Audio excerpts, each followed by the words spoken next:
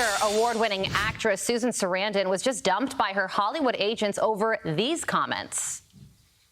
There are a lot of people that are afraid of being Jewish at this time and are getting a taste of what it feels like to be a Muslim in this country, so often subjected to violence. It's important to listen. It's important to have facts. Try to take a breath before you answer.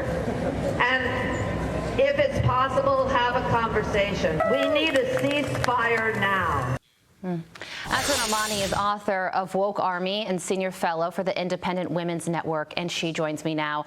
Asra, good morning to you. Thank you so much for joining us. We've had you on before, and you have such clarity on a wide range of issues, but this one hits close to home for you because you are Muslim living in America, and you just heard Susan Sarandon there. She clearly doesn't think this country treats Muslims fairly. So what is your message to her?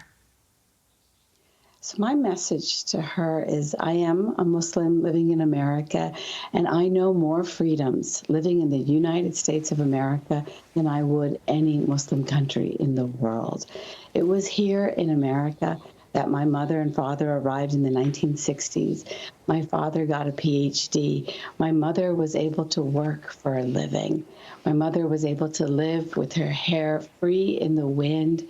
My father became a professor at West Virginia University. He got a job offer to Libya, where he had to make a choice whether he would work for the dictator, the Muslim dictator, Muammar Gaddafi, as an indentured servant, essentially, or live free in the United States of America.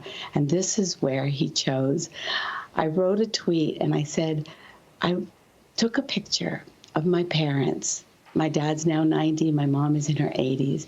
And I said, here we are in West, by God, Virginia, and we are living as free Americans. And that is what she should know about the Muslim experience in America. Well, your story is one of success in the face of oppression, and it's so good to hear you speak of America like that. Sometimes the most patriotic people in this country are immigrants because they have perspective and they know what it's like to live in other countries. The other part of what Susan Sarandon said is that she appears to think Jews deserve to suffer and deserve to be scared, and I'm sure that's why her agents at UTA, her talent agency, dropped her. What do you think about that? Yeah, there is this disturbing trend going on, and I know it very well because 21 years ago, I was in Karachi, Pakistan, and a dear friend of mine, Daniel Pearl, came to my home. He was a journalist, my friend from the Wall Street Journal, and he never came back. The men who took a knife to Danny's throat justified his murder because he was a Jew and he was a son of Israel. And so out of that tragedy, I got a clarity, and I knew that we had to fight against that anti-Jew hate. And so for these 21 years, I've been investigating this network that has emerged.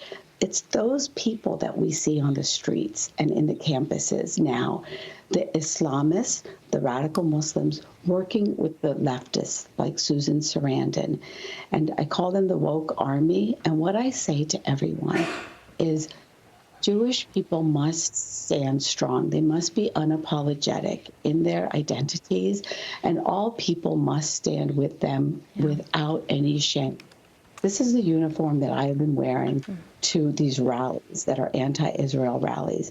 My press jacket and a hoodie that says Israel Defense Forces, you know, because at this point, we have to do something that I think I found really clear in the sign that I found at a rally for Israel last week. Right. Free Palestinians, Hamas.